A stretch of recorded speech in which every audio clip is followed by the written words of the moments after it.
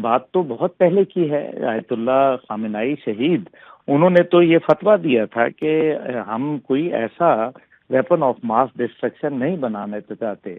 لیکن اس کے بعد ان کا ایک جب جس طریقے سے ان پر ظلم کیا گیا، جہاں ہاتھ بن گئے، اس کے بعد آپ نے دیکھا کہ صورتحال تبدیل ہوئی۔ امریکہ نے، اسرائیل نے، میرے خیال میں یہ واویلا زیادہ اسرائیل نے مچایا، اور امریکہ نے اندھا ہو کے ان کی تقلید کی۔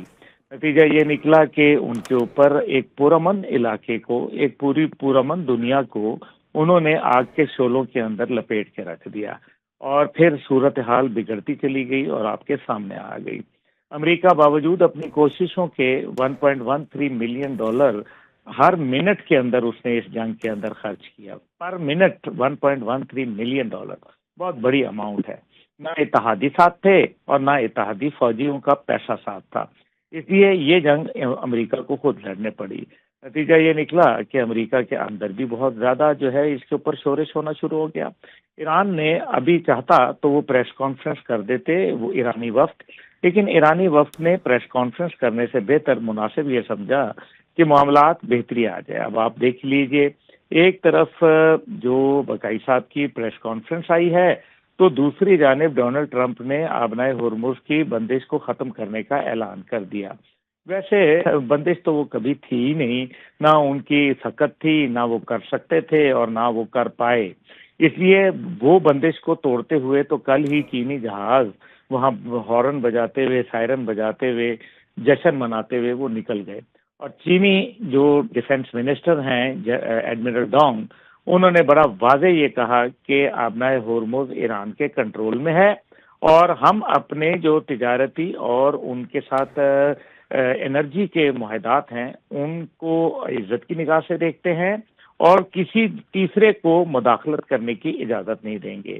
یہ ایک واضح انڈیکیشن تھی جس کو میرے خیال میں امریکہ نے سمجھ لیا۔ یہ اچھی بات ہے، کیونکہ ظاہر ہے اس میں اگر وہ آگے سے مزید اڑی کرتے تو نتیجہ یہ نکلتا کہ ایک بہت ہی ہولناک جنگ خدا نخواستہ شروع ہو سکتی تھی۔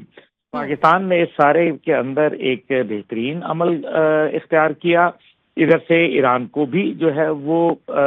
بتایا، اور دوسری جانب امریکہ کو بھی ہوش کے ناخن دلوائے کہ جناب یہ جنگ اب آپ جتنا اس کو طویل کریں گے، آپ کے لیے نقصانات کے علاوہ کچھ رزلٹ نہیں لے کے آئے گی۔ اس لیے میرے خیال میں یہ ایک اچھی پیش رفت ہے، اور اس سے لگ یہ رہا ہے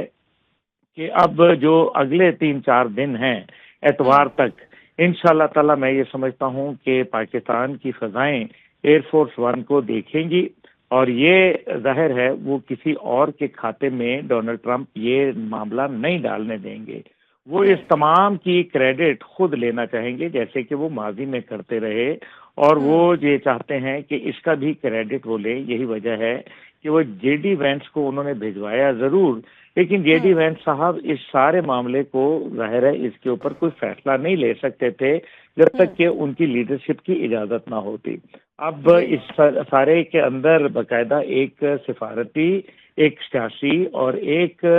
جو قانونی زبان ہے اس کے حساب سے ایک فریم ورک بنانا تھا، ایک ڈرافٹ طے کرنا، جو کہ میرے خیال میں اب تقریباً وہ مکمل ہو چکا ہے، جس کی وجہ سے آج ایران نے بھی ایک پریس کانفرنس کی۔ افسودہ یورینیم وہ میرے تو خیال میں عبداللہ حمید صاحب، آپ کو کیا لگ رہا ہے اب یہ جو دوسرا مرحلہ شروع ہونا ہے مذاکرات کا، یہ پہلے مذاکرات کے مرحلے سے کتنا مختلف ہو سکتا ہے؟ دیکھیے، یہ دوسرا مرحلہ نہیں ہے، یہ پہلا ہی مرحلہ ہے، اور یہ پہلا مرحلے کا ہی ایک سلسلہ ہے، تسلسل ہے۔ اسی کی وجہ سے یہ ابھی سارا سلسلہ شروع ہوا ہے۔ میں یہ سمجھتا ہوں کہ یہ ایک بہترین عمل ہے، اور کیونکہ پہلے مرحلے میں کہیں بھی یہ نہیں کہا گیا کہ ہم سیز فائر کو توڑ رہے ہیں اور دوبارہ جنگ شروع کر رہے ہیں۔ سب امریکہ نے کہا کہ ہم نے اپنی بہترین آپشن سامنے رکھ دی، اور دوسری طرف کہا گیا کہ جی ہم نے اپنا سارا جو لیڈرشپ ہے ان کے ساتھ رابطہ کیے کریں گے، اور ہم نے امریکہ کو بتا دیا کہ ہمارے کیا مقاصد ہیں۔